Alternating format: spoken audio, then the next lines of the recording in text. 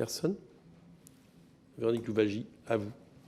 Merci, Monsieur le Président. Je vais reprendre les propos des uns et des autres. En premier lieu, Mathieu Lefèvre, vous évoquiez finalement le fait, l'intérêt d'avoir un point sur l'historique, l'ensemble des champs et des perspectives, et je vous rejoins tout à fait.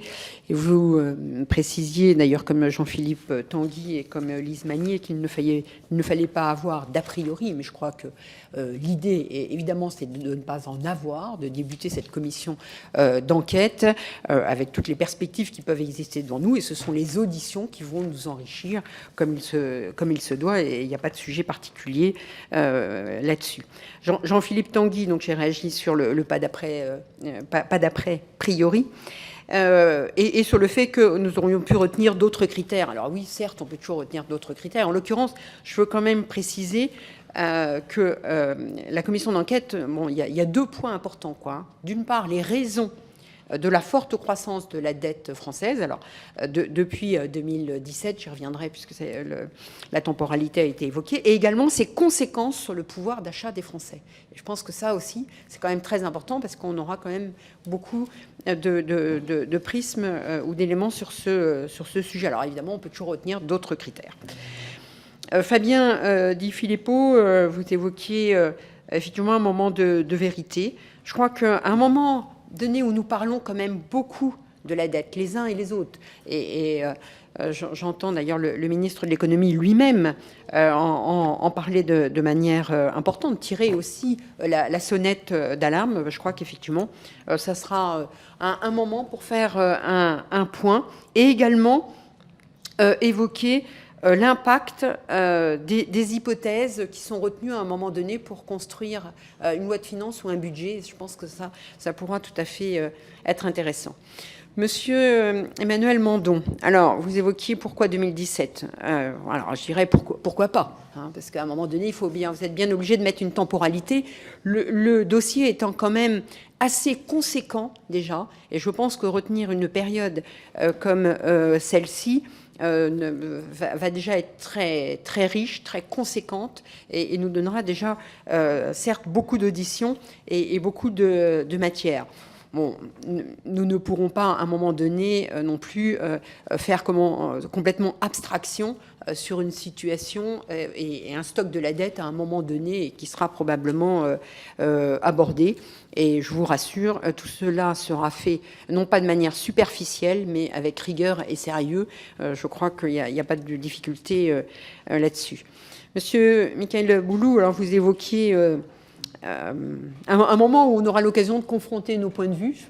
Et effectivement, je pense que c'est l'intérêt aussi des travaux qui sont conduits ici à l'Assemblée nationale et plus particulièrement à la Commission des finances. Et vous évoquiez ces seuils qui avaient été dépassés et qui étaient, je dirais, brandis comme des chiffons rouges à un moment donné, et dès qu'on les franchissait, finalement, il ne se passait rien. Vous évoquiez cela en pourcentage du PIB, et j'ai le souvenir également en masse, quand nous évoquions les seuils de 2000 milliards d'euros de dette que tout le monde mettait aussi avec un chiffon rouge que nous avons franchi. Nous avons franchi les 3000 milliards également. Voilà, mais à un moment donné, il y a derrière la charge de la dette et l'impact sur le pouvoir d'achat des Français qui méritera d'être abordé. En tout cas, le débat sera très intéressant. Lise Magnier, vous évoquiez la question de la recevabilité. Il n'y a pas de souci particulier. Et effectivement, le choix des deux sujets, y compris, je le redis, et j'ai eu l'occasion de le dire, sur le pouvoir d'achat des Français. Et ça, je pense que c'est quand même important de bien mesurer et de comparer avec ce qui existe aussi dans les autres pays. Et je pense que tout ce qu'on pourra faire sera intéressant, puisqu'effectivement, des pays voisins ont subi des crises, je dirais, sanitaires, inflationnistes comme nous, et pour autant ne se retrouvent pas avec les mêmes situations.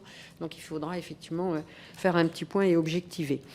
Voilà, Monsieur Charles Schönstuhl, je le prononce encore moins bien que le président d'ailleurs. Vous évoquiez le choix de la date, j'en ai parlé. Enfin, à un moment donné, il faut bien que nous mettions une référence. Je rappelle quand même que depuis 2017, il y a 1000 milliards d'euros de dette en plus, hein, ce qui représente les 2 tiers quand même, un tiers de la dette actuelle, et qu'à un moment donné, il faut bien mettre une temporalité. Et je pense qu'on... Ce qui est important, c'est que cette commission d'enquête, nous en tirions aussi des enseignements pour préparer et aider à l'avenir, en tout cas. Je crois que c'est ça aussi l'intérêt d'une commission d'enquête. Faire un point d'étape et évaluer, enfin tirer des enseignements, des causes pour mieux organiser et orienter l'avenir. Et je pense que prendre cette période, en tout cas, va déjà, à mon avis, être assez conséquent en termes de travail. Je rappelle que nous devons rendre nos travaux dans un délai de 6 mois à compter de la conférence des présidents qui se tiendra mardi prochain, c'est-à-dire le 7 novembre, compte tenu date à laquelle les travaux devront être rendus. Donc, compte tenu de cette période estivale qui, en plus, va être peut-être un petit peu plus compliquée ici en termes de réunion cet été, compte tenu des Jeux Olympiques, va déjà nous emmener avec beaucoup d'auditions et beaucoup de tâches. Voilà, Monsieur le Président. Merci beaucoup.